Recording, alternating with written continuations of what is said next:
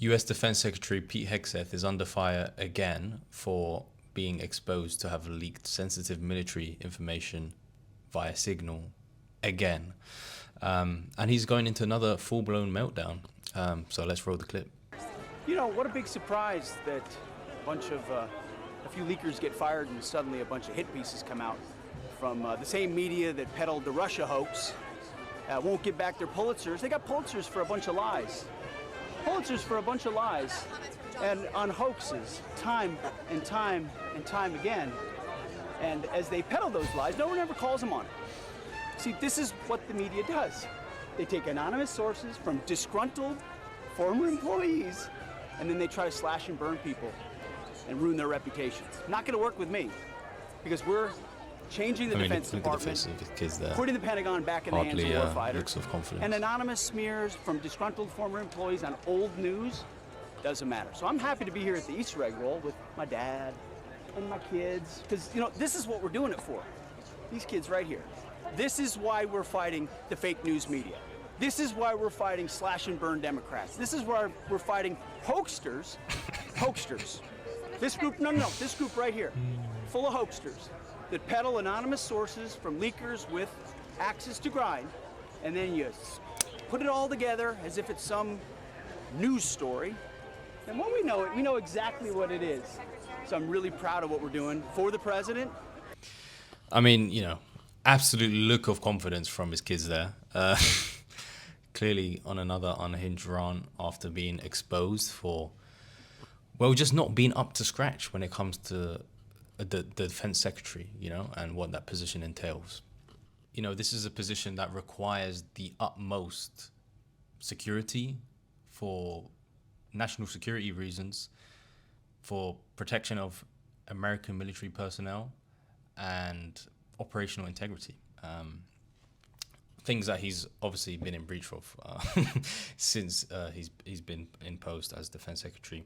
So the story that kind of broke was, as I said, being exposed for once again having a signal group chat with non-military personnel, aka his wife, his brother, and personal lawyer, who both do work in the Pentagon. But these were, again, people that, like, do not need to be in the group chat, basically.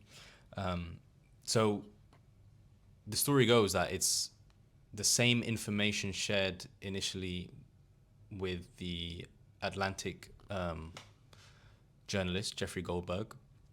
That same information was also relayed to a separate personal group of Pete's.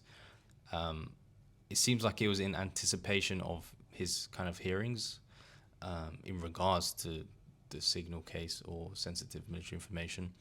And it seems like he just wanted to get a bit of a, bit of thoughts from his close family and friends and what they thought he should say and do. And this is the information.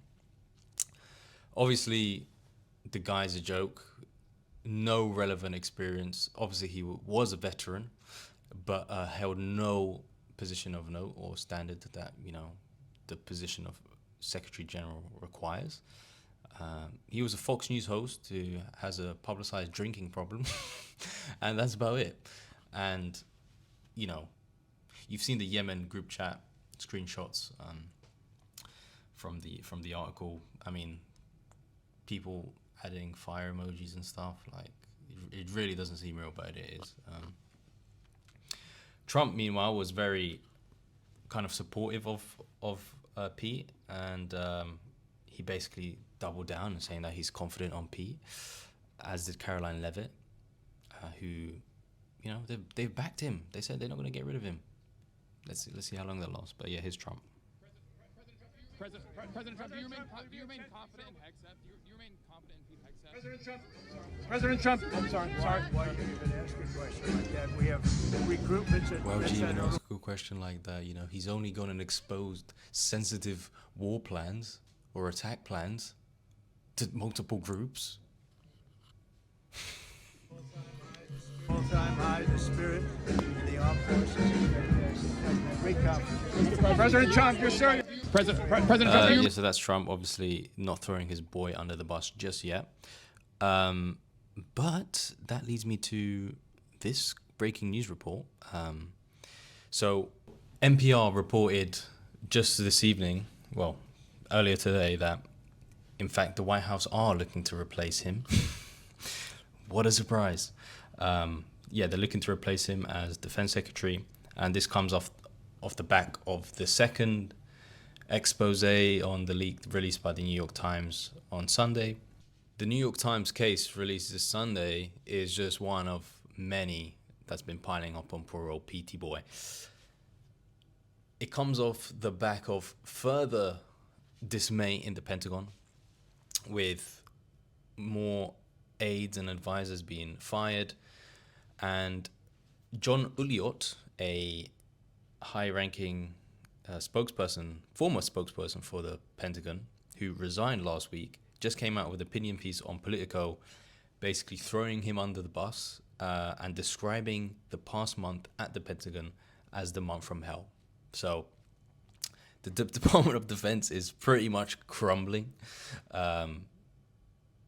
It's been reported that Pete has been pretty paranoid about leakers and things of that ilk, with people being investigated, being requested to do polygraphs allegedly, and yeah, just complete mismanagement, complete disarray.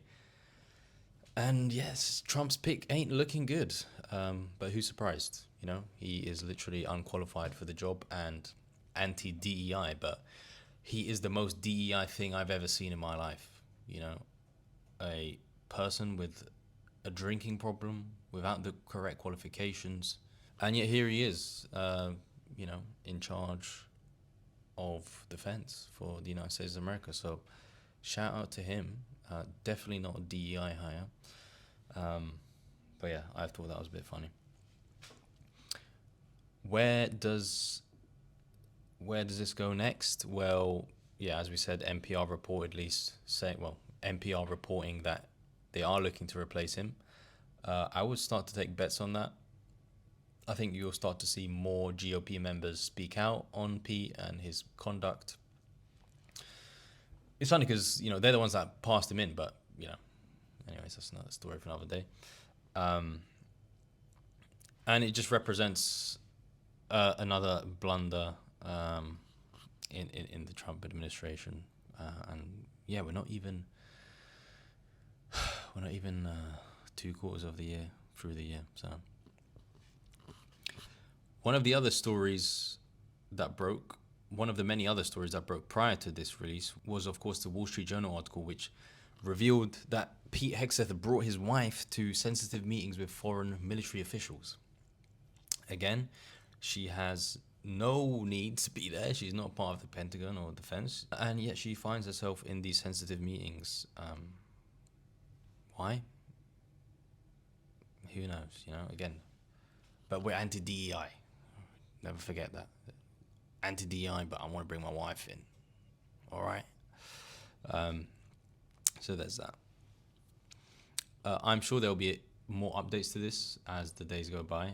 I'm sure it will happen any day now. They will get rid of him, because he can't keep having these unhinged crash outs on national television. And yeah, if you like to keep up with topics like this, be sure to like, and unless you're on a Russian bot, subscribe for more.